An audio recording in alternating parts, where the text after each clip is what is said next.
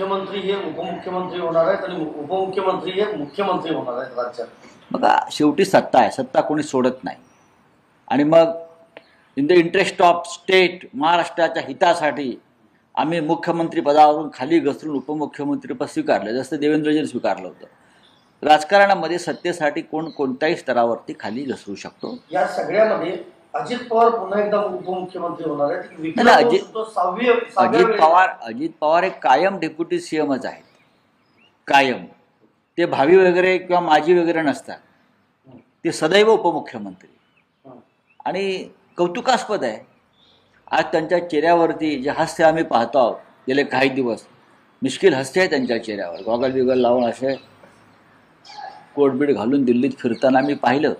आम्हाला कारण हे हास्य लोकसभा निकालानंतर मावळलं होतं.